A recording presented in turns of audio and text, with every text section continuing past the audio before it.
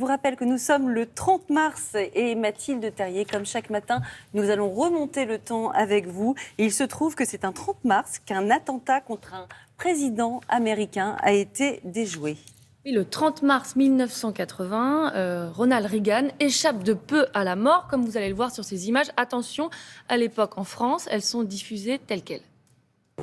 Mesdames, Messieurs, bonsoir. Pardon d'interrompre à nouveau ce programme. Tout de suite, regardez ces images qui nous arrivent en direct des États-Unis par un relais anglais. À l'instant, le président Reagan arrive sur le lieu de la cérémonie, près de l'hôtel Hilton, sur ma mémoire est bonne. Et regardez, il y a une mêlée d'hommes qui viennent de s'écrouler. Si nous avons bien compris les dépêches que nous avons reçues, l'homme qui est sur le trottoir pourrait être soit un policier du service d'ordre, soit le porte-parole de la Maison-Blanche. Nous attendons de voir le geste au cours duquel les policiers de la sécurité du président américain l'ont littéralement jeté dans sa voiture pour minimiser le risque. Jean-Marie Cavada commente en direct cet attentat qui a eu lieu 1 heure avant aux États-Unis.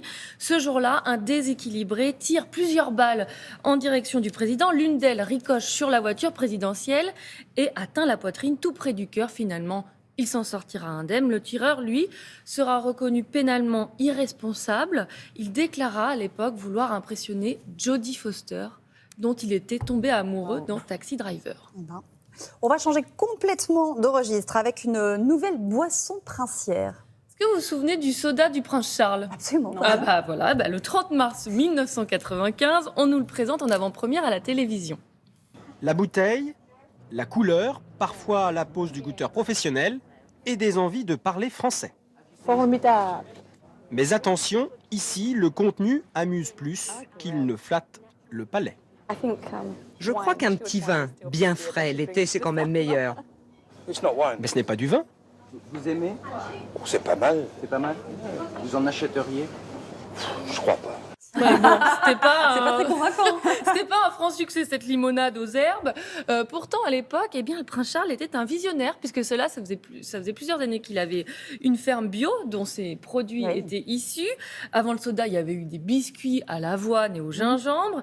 La famille royale qui pourrait décidément ouvrir un supermarché, puisque la semaine dernière, la reine Elisabeth, qu'est-ce qu'elle a sorti ? Oui, le produit vaisselle. Le produit vaisselle à 18 € le flacon. Par contre, c'est pas donné, c'est princier. Non, mais tout le monde ne peut pas faire briller ses assiettes comme la reine. C'est royal, Mathilde. On va terminer par le 30 mars 1977 et un nouvel hymne pour les Bleus. Oui, dévoilé ce jour-là en exclusivité à la télévision.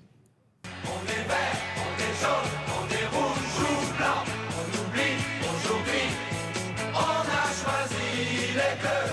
Allez les Bleus, ils sont tous français, ils vont gagner les Bleus. Ils sont tous français, ils vont gagner les Bleus. Allez, allez la France, allez les Bleus.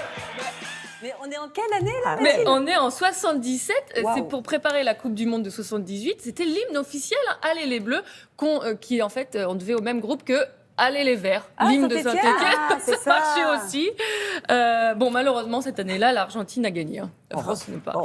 Et depuis, alors que s'est-il passé au niveau chanson? Oui, alors j'ai fouillé dans les archives avec la talentueuse Juliette Cuivre de l'INA et on a fait de bien belles trouvailles. Si je vous dis la chanson de la Coupe du Monde 1982. Attention, petite pépite. Non ? Ils sont partis gagner pour leur donner du cœur. On va chanter en chœur. Olé la France, c'est ton jour de chance. Bravo pour le mondial, on a tous le moral. Olé la France. Vous vous moquez, Olé la France. Je l'ai eu dans la tête toute la journée d'hier. Merci Denise Fabre. Elle n'a pas porté chance. Étonnamment, c'est pas resté dans l'histoire. Non, et puis la France elle sera privée En de plus. finale. Et alors, ce qui n'est pas le cas de 98.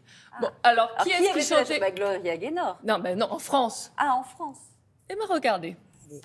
Allez la France, wow, oh, oh. C'est maintenant ou jamais. Allez la France, wow, oh, oh. Ensemble on va gagner. Et c'est Mais ça grâce nous à a Carlos porté qu'on a chance. gagné. Bah oui. Incroyable. Oui, on dirait qu'on chantait plus Gloria Gaynor, mais il y avait Carlos. Et c'est bien dommage. Et c'est bien dommage. Et attention, info scoop, pour l'année prochaine, quel est l'artiste pressenti travaille Alors, qui est aucune depuis idée, plusieurs dites-nous. années en France. Il porte des lunettes. Il a changé de nom. Gims Ben voilà. Gérard Lanvin. Gims serait pressenti pour réaliser l'hymne du mondial. Non, c'est pas Gérard Lanvin. Enfin, il faut lui demander peut-être. Je parle de Gérard Lanvin parce que bien sûr, vous l'avez compris, nous le Neutralité. recevrons à partir de Mais- 9h pour sa nouvelle carrière de chanteur. Merci beaucoup Mathilde, on vous fait un big bisou. On Ah va ouais, marquer une ouais. petite pause et on revient dans quelques minutes. À tout de suite.